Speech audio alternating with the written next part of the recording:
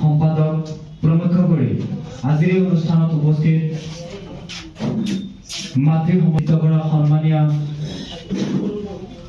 মাতৃগোটসকল শ্ৰদ্ধাৰ ৰাইজ। তো ইতিমধ্যে হয়তো বিভিন্নজন বক্তাই বিভিন্ন কথা আপোনালোকৰ মাজত অৱগতি কৰিছে। হেতুকে আজি মই আজিৰ এই পবিত্ৰখনত শ্ৰদ্ধাৰে কৰিছো সাংবাদিক মনমুল হক ডাঙৰীয়া। সঁচাকে সাংবাদিকসকল হৈছে সমাজ গঠনৰ এটা মুখ্য দায়িত্ব পালন কৰা এগৰাকী ব্যক্তি, যি সংবাদ গোষ্ঠীয়ে সমাজৰ চুকে কোণে যিসমূহ অন্যায়, ব্যভিচাৰ, ভ্ৰষ্টাচাৰ, দুৰ্নীতি চলি থাকে সেইসমূহ উদঙাই দিয়ে আৰু এখন সুস্থিৰ সমাজ গঠন কৰাত তেওঁলোকে অৰিহণা যোগায়। ঠিক তেনেদৰে আমি ছাত্ৰ সংগঠনৰ ফালৰ পৰা হয়তো সমাজৰ যিখিনি সমস্যা, সামাজিক যিসমূহ ব্যাধি, সেই ব্যাধিসমূহক নিৰ্মূল কৰাৰ কাৰণে আমি উঠি পৰি লাগো আৰু সেইসমূহ এই সংবাদ গোষ্ঠীসমূহে বা সাংবাদিক বন্ধুসকলে মানুহৰ মাজত প্ৰচাৰ কৰে।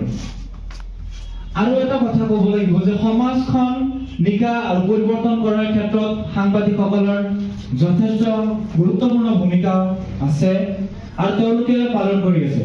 আজি হয়তো আমি মনমুল হক তেখেতক আমি শ্ৰদ্ধাৰে কৰিছো। আজি মনমুল হক নহয়, তেখেতৰ নিচিনা আৰু বিভিন্ন ব্যক্তি, বিভিন্ন সাংবাদিকসকল এই সমাজৰ পৰা চিৰবিদায় মাগিছে। তেওঁলোককো আজিৰ এই পবিত্ৰখনত মই শ্ৰদ্ধাৰে কৰিছো। আৰু এটা কথা যে আমি কিছুমান সময়ত কিছুমান সাংবাদিকসকলক সমালোচনা কৰো, বিভিন্ন হয়তো চাহ দোকান তেনেকুৱা ঠাইত মই সেইসকলক কৈছো উদ্দেশ্য কৰি যে আপোনালোকেও সমালোচনা কৰক তেওঁলোকৰ গঠনমূলক ভাৱে। যি গঠনমূলক সমালোচনাই তেওঁলোকক সমাজ গঠনত, সমাজত যিবিলাক সমস্যা, এই সমস্যাসমূহ যাতে নিৰ্মূল হয় সেই ক্ষেত্ৰত সমালোচনা হ'ব।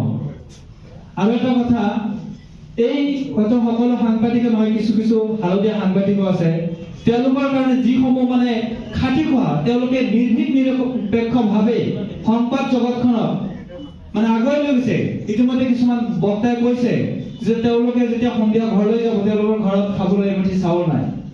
কিন্তু এনেকুৱা কিছুমান সাংবাদিক আছে যি সাংবাদিকে সমাজখনক বেলেগ ঠাইলৈ ৰূপান্তৰ কৰে। গতিকে মই ভাবো সমাজ গঠনত সাংবাদিকৰ ভূমিকা, গতিকে সেইসকলে পালন কৰা উচিত যিসকলে নিৰ্ভীক নিৰপেক্ষ সমাজৰ দুখীয়া দৰিদ্ৰ সকলোৰে কাষত যাতে থাকিব পাৰে, সকলোৰে দুখ অনুভূতি, আবেগ অনুভূতি যাতে বুজি পায় আৰু সাংবাদিকসকলৰো যিসমূহ আবেগ অনুভূতি আছে সেইসমূহ যাতে আমি সকলোৱে বুজি পাওঁ, সেই ক্ষেত্ৰত আমি গুৰুত্ব প্ৰদান কৰিব লাগে। আৰু এটা কথা যে সাংবাদিকসকলক আমি সহযোগিতা আগবঢ়ালেহে তেওঁলোকে সমাজ গঠনত ভাল পদক্ষেপ ল'ব পাৰিব। গতিকে সেই ক্ষেত্ৰত প্ৰত্যেকজন সুধীবৃন্দই, প্ৰত্যেকজন ব্যক্তি, প্ৰত্যেকজন নাগৰিকে তেওঁলোকক আমি সহযোগিতা আগবঢ়াব লাগিব। তেতিয়াহে সমাজ এখন সুস্থিৰ পথলৈ, সমাজ এখন শুদ্ধ পথেৰে আগুৱাই যাব। তো এটা কথা ক'ব বিচাৰো শেষত, হয়তো আপোনালোকে বিভিন্নজনৰ কথা শুনিলে, কথা শুনাৰো এটা সময় থাকে।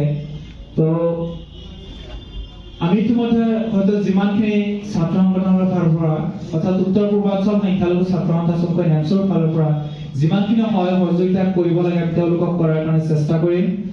আৰু এটা কথা যে আজি যেনেকৈ এই যিটো বঁটা এটা মহান অনুষ্ঠান তেওঁৰ নামত হয়তো সংগতি ৰাখি কৰা হৈছে, গতিকে তেওঁলোকক মই আন্তৰিকতাৰে ধন্যবাদ জ্ঞাপন কৰিছো যিসকল উদ্যোক্তা আছে।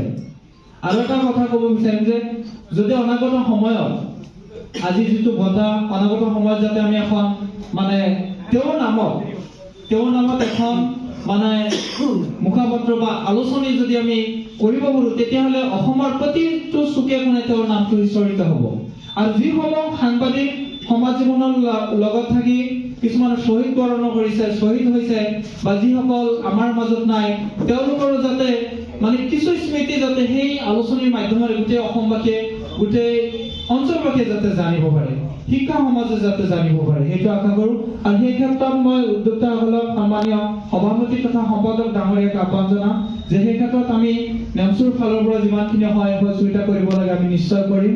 তাৰ আশা কৰিছোঁ সদৌ শেষত আজিৰ এই অনুষ্ঠানত সভাপতি ডাঙৰীয়াই মোক যিখিনি কথা ক'বলৈ দিছে মই হয়তো মোৰ ক্ষুদ্ৰ জ্ঞানৰ ফালৰ পৰা মই যিখিনি কৈছোঁ সেই ক্ষেত্ৰত ভুল ত্ৰুটি মাৰ্জনা বিচাৰিছোঁ আৰু হয়তো ক'বলৈ ভাষা নাই আৰু সমাজ এখন সুস্থিৰভাৱে আগবঢ়াই লৈ যায় এগৰাকী মানে নিষ্ঠাবান ব্যক্তি আৰু সেইগৰাকী মই ভাবোঁ মনমূল হওক গতিকে তেখেতৰ পৰিয়ালবৰ্গলৈ অনাগত দিনত যাতে সুন্দৰ বাতাবৰণ আহে তাৰ কামনা কৰিছোঁ সৃষ্টিকৰ্তা মহান আল্লাহ তাআলাৰ ওচৰত তাৰ লগতে আজিৰ অনুষ্ঠানত যিসকলে উপস্থিত থাকিলে মোৰ কথাখিনি শুনিলে মোক অনাগত দিনত যাতে কথা কোৱাৰ কাৰণে কিছু পৰামৰ্শ আগবঢ়াই মইতো হয়তো নাজানো যিখিনি পাৰিছোঁ এইখিনিয়ে কৈছোঁ আৰু সদৌ শেষত অনাগত 2023 ইংৰাজী বৰ্ষৰ অৰ্থাৎ নৱবৰ্ষৰ আন্তৰিক শুভেচ্ছা উল্লেখ জনাইছোঁ আপোনালোক সকলোৰে সুস্বাস্থ্য আৰু দীৰ্ঘায়ু কামনা কৰিছোঁ যাতে অনাগত